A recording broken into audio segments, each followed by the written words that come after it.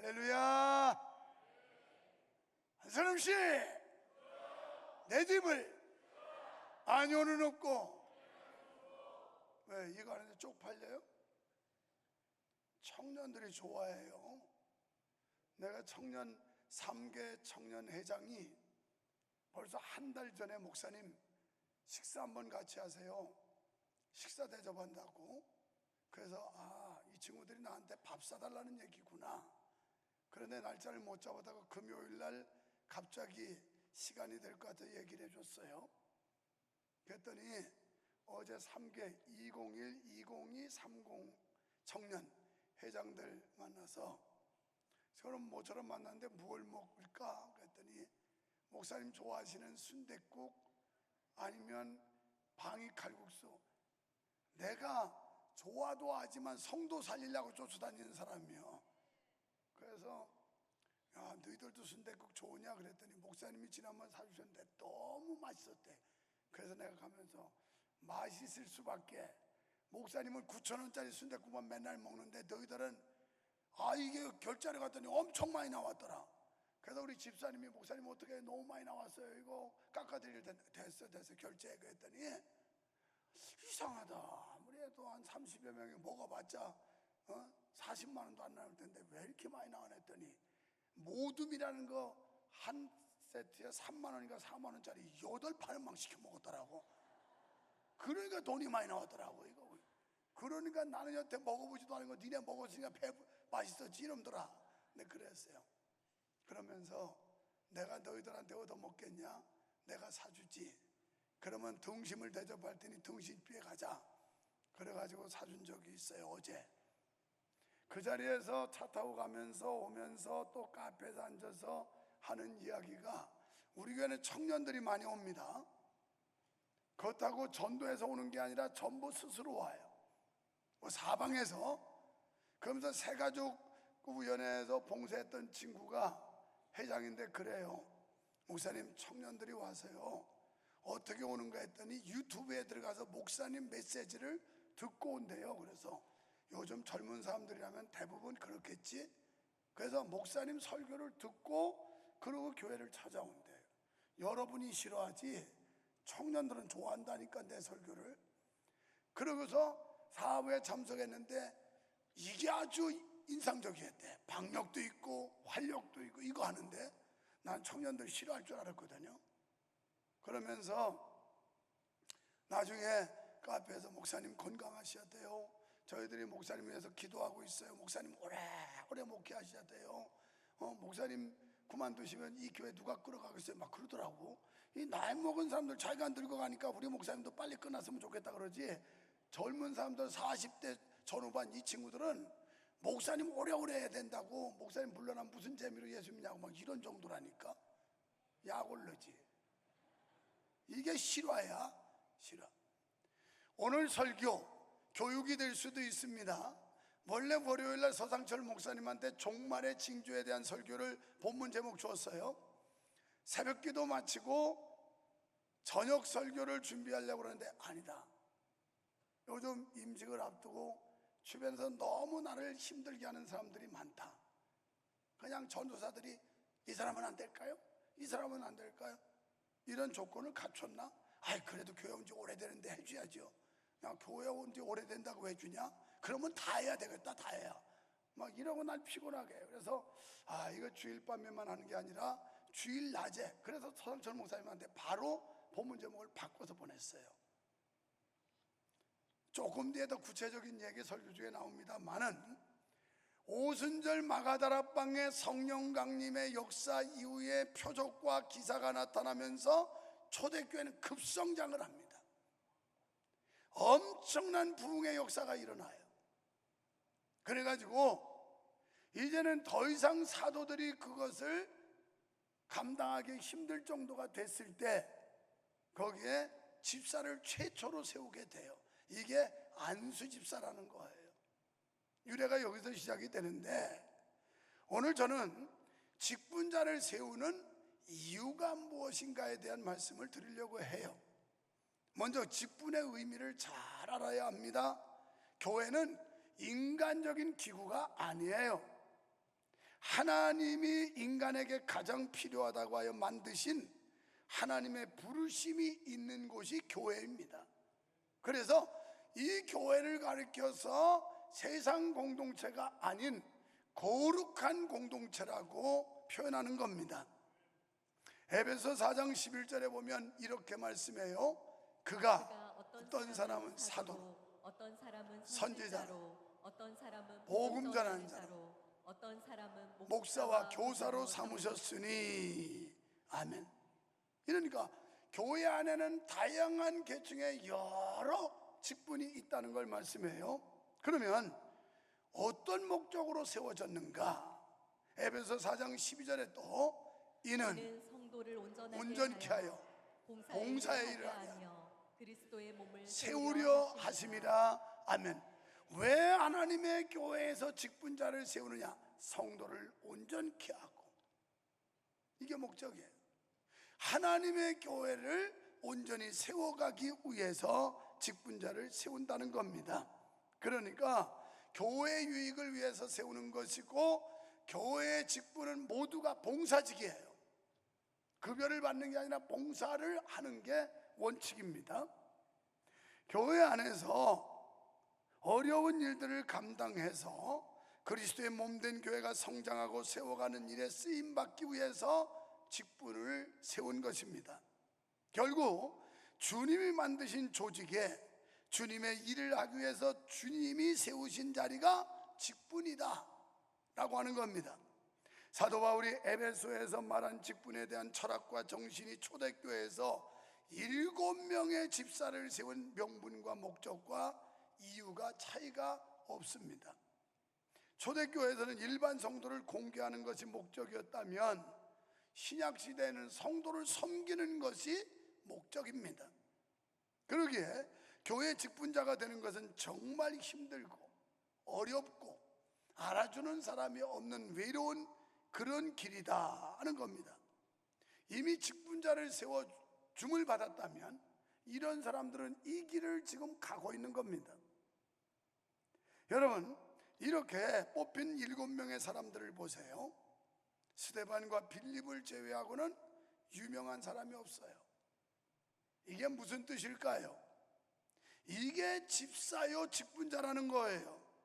이렇게 굳은 일을 하지만 이름도 없이 빛도 없이 교회를 섬겨야 하는 사람들이 집사요 직분자들이라는 겁니다. 그러면서 가장 영광스러우며 교회 모범이 되는 자리가 직분입니다. 초대교회는 집과 땅을 팔아서 헌금하는 사람들이 아주 많았어요. 그게 5장에서 등장하는 아나니아 삽비라도 많은 사람들이 자기 재산을 팔아서 헌납을 하는 걸 보고 이들도 마음이 동요가 돼서 밭을 파는 겁니다. 그러다가 견물생심 갖고 보니까 아까워서 그래가지고 절반은 바치고 절반은 떼먹어요. 그러다 화를 당했지요. 이렇게 초대교회는 집과 밭을 팔아서 헌금하는 사람들이 많아졌고, 이러다 보니까 그 헌금을 가지고 매일의 음식을 성도들에게 제공했어요. 이게 히브리파 유대인들과 헬라파 유대인이 있는데, 히브리파 유대인들이 수적 우세를 가지고 있었어요. 이 사람들이 이걸 공급을 하는 데 있어서 헬라파 유대인들의 불이익이 간 거예요. 이 사람들이 자꾸 소외되는 겁니다. 그래서 헬라파 유대인들이 불평과 불만이 많아져요. 이러면서 교회 갈등이 생겨요. 이것이 점점 증폭되면서 그래 문제가 생긴 겁니다. 그래서 이 문제를 어떻게 해결했느냐면 7명의 집사를 세워서 그들에게 이 사역을 맡깁니다. 그러니까 조직과 새로운 시스템을 세워 해결했다는 거예요. 이게 바로 초대교회 첫 안수집사가 탄생하게 되는 배경이기도 합니다. 특이한 점은 이 집사를 세우는 일을 예수님 장시에 주도적인 역할을 했던 12제자가 세우지 않았다는 거예요. 12제자가 여기 관여하거나 개입한 게 아니고 그 교회 전체 성도들이 뽑았다는 겁니다. 요새로 말하면 오늘 저녁에 있어지는 공동의회, 이게 교회에서는 최고의 의결기관이에요. 당회도 아니고 제적기도 아니에요. 그러니까 교회 조직상 대한민국도 국회가 헌법 개정안을 내고 뭐 통과하지만 국회에서 하는 게 아니에요. 결국은 국민 투표를 거쳐서 하는 겁니다. 헌법 개정은. 마찬가지로 교회도 당의 동의를 거쳐서 그리고 공동회에서 투표를 해서 뽑아내는 거예요. 이런 과정을 거쳐서 뽑아낸 사람들이 얼마나 영광스럽고 소중한 직분인가를 알아야 되는데, 이렇게 해서 7명의 안수 집사가 뽑혔다라는 거예요. 그런데 여기 아주 놀라운 사실이 있습니다. 일단 교인 수가 남자만 해도 수천 명이었어요. 그러면 여성과 아이를 보면 적어도 몇만 명의 교회예요. 이 교회에 여기에 단 7명의 집사만을 뽑았다네요. 굉장히 희소 가치가 있지 않습니까? 지금 우리 교회는 문제가 너무 쉽게 너무 많은 사람들에게 직분을 줬다는 거예요.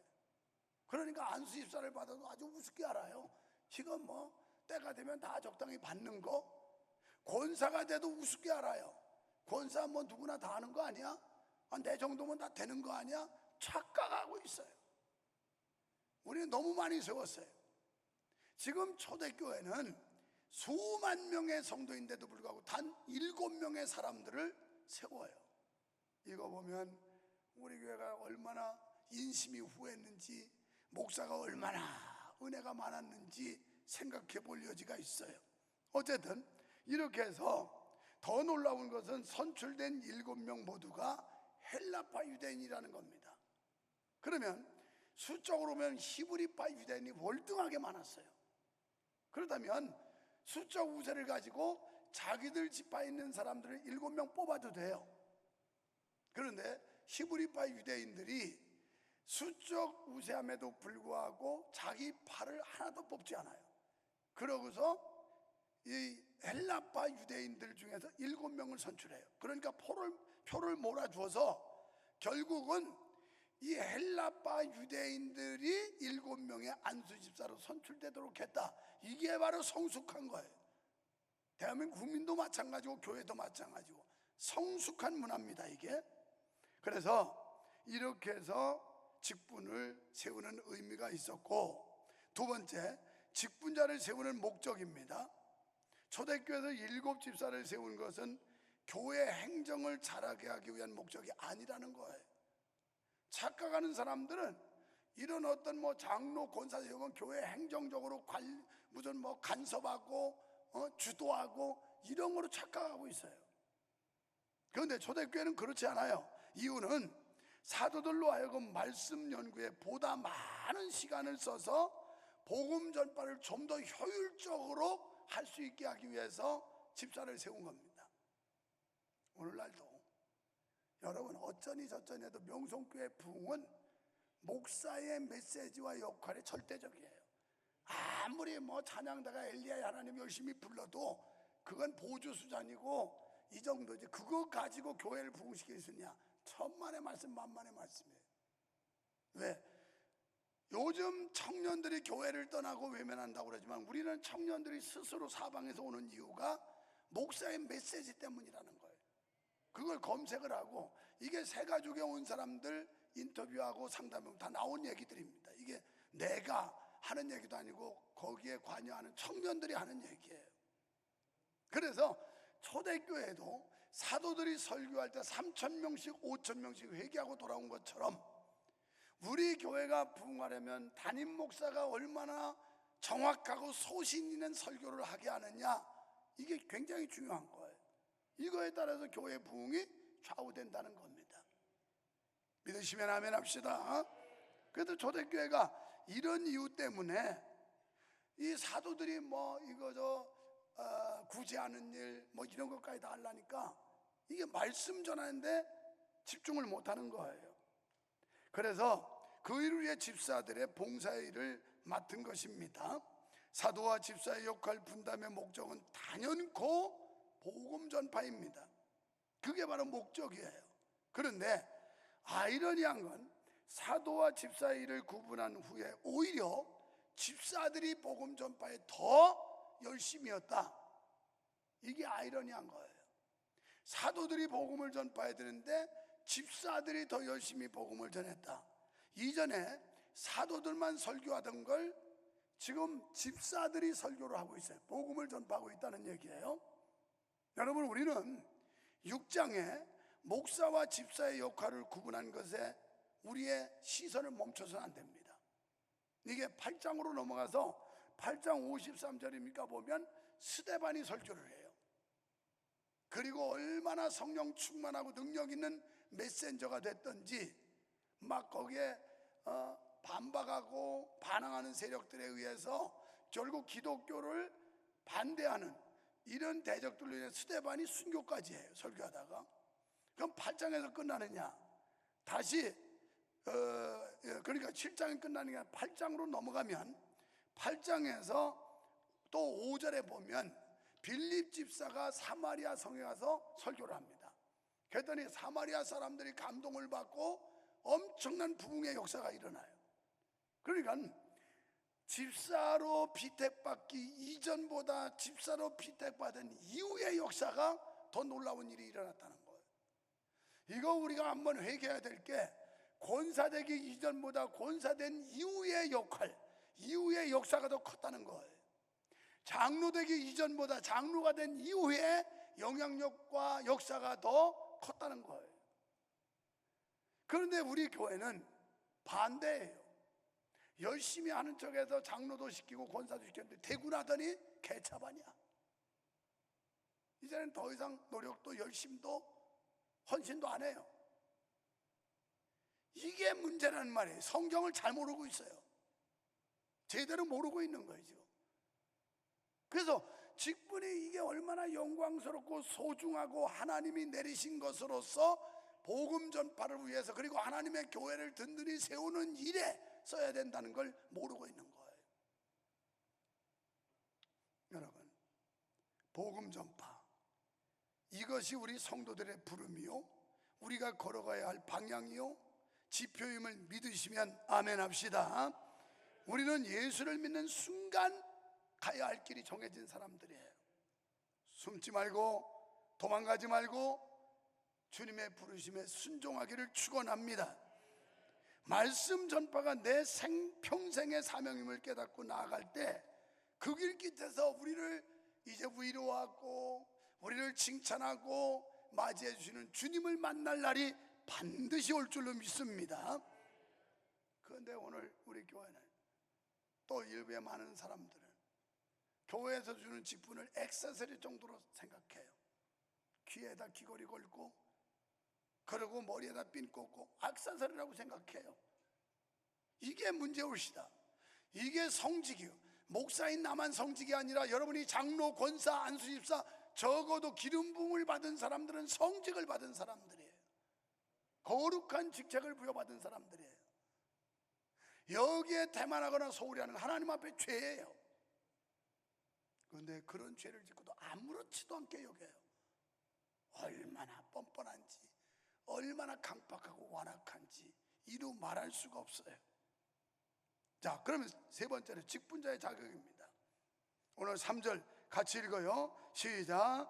형제들아 너희 가운데서 성령과 지혜가 충만하여 칭찬받는 사람 7을 택하라. 우리가 이를 그들에게 맡기고 성령과 지혜가 충만한 사람을 택하라. 이렇게 말씀해요. 신명기 1장 13절을 보겠습니다. 너희의 각 지파에서 지혜와 지식이 있는 인정받는 자들을 택하라. 내가 그들을 세워 너희의 수령을 삼으리라 한즉 아멘. 여기 보면 지혜와 지식이 인정받는 자를 택하라. 그러니까 칭찬 듣는 사람, 매사에 교회에 귀감이 되고 모범이 되는 사람, 이런 사람 뽑으라는 거예요.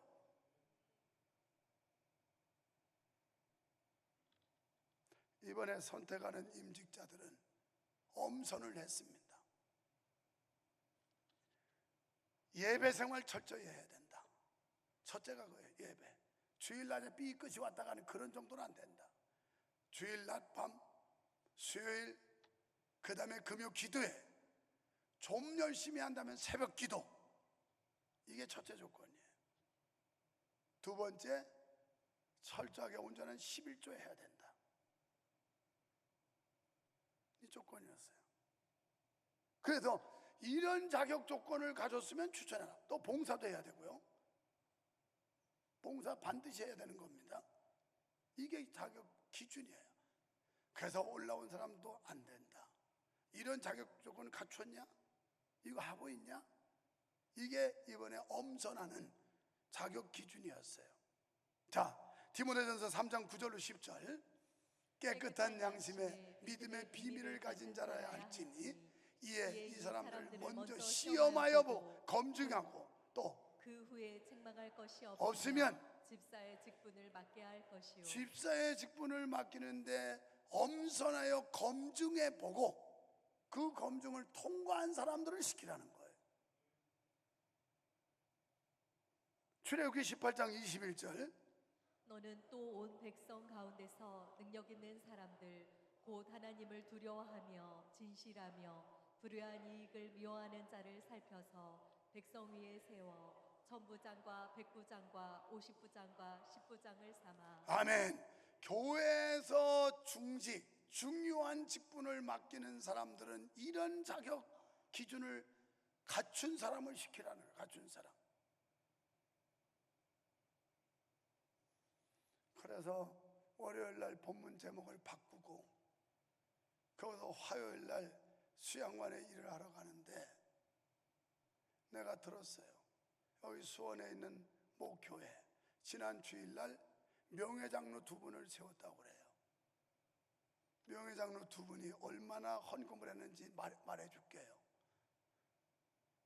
이분이 2분이서 명예장로 되면서 교회에다 카니발 차를 한 대 기증하고, 그리고 담임 목사님에게 G90 1년 된 거, 1년 됐으면 값이 제법 가겠지? 내 거보다 훨씬 신형이니까 1년 된 거 승용차 사드리고, 그리고 행사비는 또 안 들어갔겠어요? 내가 아무리 생각해봐도 최하 5천만 원 이상은 헌금했겠더라고. 장로님들, 권사님들, 당신들이 단돈 1,000만 원에도 내고 장로 받았어? 단돈 500만 원에도 내고 권사 직임 받았어? 내가 언제 돈 요구한 적 있어? 그런데 그렇게 쉽게 주니까 귀한 줄 모르더라고. 이게 얼마나 소중한 성직인도 모르고 날라리 개판 헐렁헐렁 이렇게 믿더라고. 내가 큰 실수한 거예요. 앞으로는 명성교회 장로 되려면 이제는 거금 헌금할 정도 각오 안 되면 아예 꿈도 꾸지 말아야 돼요. 명예장로 되는데도 내가 줄여서 잡아도 5천만 원 이상 헌금했을 것 같은데, 뭐 돈 그거 행사비 내면서 돈 내고 받는, 우리 장로들이 그랬어요 전에. 우리 안 받는다고 뭐 돈 내고 받냐고 웃기고 앉아 계셔야죠. 그래서 이제 나가리 시켰어요. 그랬더니 또 같이 안 받기로 했다. 지들이 살짝 가서 또 신청했다고 또 거기서 또 티격태격 한대. 그렇다고 한 번 더 기회를 달래. 그래서 그래도 자비와 긍휼을 베풀어서 기회 줬더니 되고 나니까 화장실 갈 때하고 올 때하고 싹 달라졌더라고. 인간들 잘하는 분도 몇 분 있지만 대체로 그래. 대체로 이래도 되겠어요? 너무 가볍게 쉽게 주니까 소중한 줄을 몰라. 귀한 줄도 모르고. 권사님들 정신 똑바로 차려라. 내가 언제 돈 요구한 적이 있어요? 지금까지 목회하면서 직분자 세우면서 돈 요구하고 세운 적이 있었냐고. 이런 교회 와서 이렇게 됐으면. 그래서 우리 행정일장 유장로가 그러더라고. 자기는 그래서 드릴 돈도 많지 않고 그래서 몸으로라도 헌신해야 된다고, 전국의 성도들이 초상나면 밤새워서라도 그거라도 쫓아다녀야 되겠다고 대장암으로 죽다 살아서 사선을 넘은 사람이 이렇게 뛴다는 거예요. 그게 양심 아니에요? 그게 믿음 아니에요? 그게 하나님 앞에 당당하고 떳떳한 거 아니에요? 혼나야 돼. 이미 된 사람들도. 그러고서 또 시비는 잘 걸어요. 또 뭐 좀 하려면 목사님 그거 아니고 어쩌고. 아이고 참. 앉아볼 때 과학 아니다, 주제 파악 좀 잘하거라, 이런 생각이 들 때가 있어요. 야, 이거 이래서 명성교회에서 장로 안 되겠네. 그러면 다른 데 찾아가세요. 좀 그거 그렇게 얼렁뚱땅 하고 싶으면 찾아가세요. 내가 지금까지 너무 그냥 마음이 넓었구나, 너무 가볍게 줬구나, 그랬더니 도리도 다 못하고 의무도 다 못하고 그냥 이렇게 만들어 놨구나. 내가 많이 지금 가책을 느껴요. 많이 후회. 여기 보니까 옛날 그 개혁 성경에는 재덕을 겸한 사람, 이런 사람 시키라고 그랬어요. 중직을 장로 권사를 시켰는데 이런 재력도 능력도 없으니까 시원시원하게 뭐 앞장서 가지고 막 써가면서 끌어가야 되는데 뒤에서 눈치나 보고 서서서서 이게 교회 꼬라지가 안 되는 거야. 이게 교회가 아니 시무장로가 30여 명 건축한다고 막 여기서 5천만 원 1억 막 내봐. 저까 이거 금방 끝나. 속으로 별 생각 다 반납할까? 반납하세요. 그런데 땅에서 반납하면 하늘에서 반납되는 거야. 예수님 말씀 잘 들어. 땅에서 매면 하늘에서도 매이고 땅에서 풀면 하늘에서도 풀린다는 게 예수님 가르침이야. 아시겠어요? 원리를 잘 이해하고, 그래서 성도들에게 귀감이 되고 칭찬받을 만하고 존경할 만하고 이런 사람들이 교회에 중직이 돼야 된다는 거예요. 여러분, 그거 뭐라고 그러지? 처음 먹었던 마음, 그걸 뭐라고 표현하던데 지금 얼른 생각하는 초심을 잃지 말라는 거예요. 나도 목사가 돼가지고 초심을 잃지 않으려고 몸부림치는 사람이에요. 이만한 교회, 이만한 뭐 자리 여러 가지에서 생각할 때 그 초심을 잃지 않으려고 몸부림쳐. 내 나름대로도 목사로서도. 그러면 목사만 그래야 될까요? 장로님, 권사님, 안수 집사님 모두가 초심을 잃으면 끝나는 거예요. 초심을 잃으면. 할렐루야. 아유, 목사님 오늘은 또 왜 또 그런 설교를 해가지고 이렇게 누가 뭐라는 것도 아닌데, 우리 청년회장 하나는 3부 예배, 4부 예배를 참석하는데 4부 때는 약간 좀 톤이 낮고 조금 좀 순화가 된 설교를 하시는 것 같아요. 3부 때는 아주 노골적인데, 그러나 목사님 4부 때도 그렇게 해주셨으면 좋겠어요. 나는 그게 좋아서 3부도 참석하고 4부도 합니다 그러더라고. 이야, 옥토밭이 되고 은혜 있는 사람들은 이렇게 생각해요. 그런데 그렇지 못한 인간들은 목사님이 왜 이렇게 톤을 높이지? 막 이러면서 그러면서 자기 짐작으로 막 떠들어대는 거야. 그냥 막. 여러분, 내가 얼마나 지금 2주 동안 시달리는지 압니까? 전사들이 막 사이드에서 이 사람 안 될까요? 이 사람 안 될까요? 자격 조건 되나? 그래도 안 되는데. 그러면 또 삐질 텐데요. 뭘 삐져? 삐지기는. 아니 뭘 삐져? 이번에 총선 끝에 다 국회의원 됩니까? 떨어지는 사람도 있지. 명성교회 수천 명이 다 되나요? 다 되나? 그거 떨어지는 거지. 이런 게 제대로 돼야 교회가 잘 돼요. 교회가. 그러면 예수님 가르침 한번 생각해 볼까요? 마태복음 6장 21절, 내가 어제 보낸 데는 없는데 오늘 새벽에 묵상하다가 또 적은 거예요. 마태복음 6장 21절, 거기 보면 예수님께서 내 보물이 있는 곳에 내 마음도 있느니라, 이렇게 말씀했어요. 내 보물이 있는 곳에 내 마음도 있느니라. 사람은 물질이 가는 곳에 마음도 가게 돼 있어요. 자기의 소중한 물질을 투자했으면 그것을 애정을 갖고 대하게 돼 있어요. 이게 예수님의 가르침이에요. 복음에 대한 열정이 있는 사람이 중직이 되어야 합니다. 어떻게 하면 한 영혼을 구원할까? 어떻게 하면 한 사람이라도 전도해서 하나님의 나라를 확장할까? 이런 열정이 있는 사람이 중직이 되어야 되는 거예요. 초대교회 7 집사는 복음에 대한 열정이 뜨거웠던 사람들입니다. 영혼 구원의 소중함을 아는 사람이 교회가 귀한 줄도 알아요. 한 영혼이 소중한 줄 아는 사람이 우리 명성교회가 얼마나 귀한 교회인가를 알게 된다고요. 우리 모두 교회 직분의 소중하고 영광스러움을 깨닫고 착하고 충성된 종 되어서 나나 여러분이나 주님 앞에 설 날이 올 텐데 잘했다 칭찬받는 목사요, 성도 되시기를 주의 이름으로 축원합니다.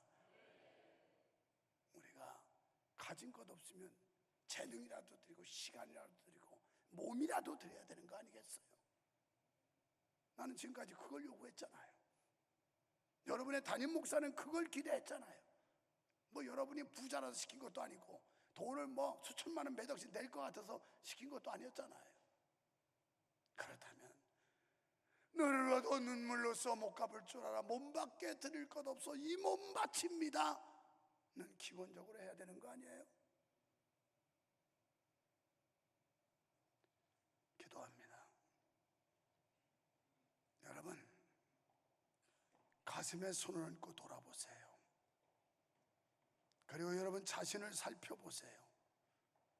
목사다움이 있는지, 장로다움이 있는지, 권사다움은 지니고 있는지, 안수집사다움을 갖고 있는지, 성도다움을 지켜내고 있는지 우리 자신을 돌아보세요.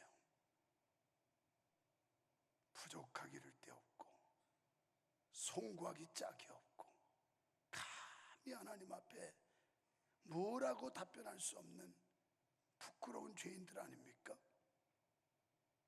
이제 새로워져야 합니다. 이제라도 늦지 않았습니다. 우리 본연의 자세로 돌아서야 하고 우리의 본분을 찾아야 합니다. 그럴 때 희망이 있습니다. 그럴 때 하나님의 은혜와 축복이 있습니다. 결단하십시오. 살아계신 하나님 아버지, 우리를 용서하여 주시옵소서. 겉멋만 들어가지고 쭉정이 믿음 가지고 착각 속에 지금까지 살아오진 않았는지 이제 이 착각에서 깨어나게 하시니 감사합니다. 우리 직분을 다시 돌아보고 살펴보게 하시니 감사합니다. 새롭게 결단하고 도전하게 하시니 감사합니다. 아버지 앞에 착하고 충성된 종이라고 칭찬 들을 수 있는 목사요, 성도가 되게 하여 주시옵소서. 우리 교회가 새로워지게 하시고 정말 앞장서야 될 리더들이 변하게 하셔서 교회를 이끌고 교회를 든든히 세워갈 수 있도록 은총을 내려 주시옵소서.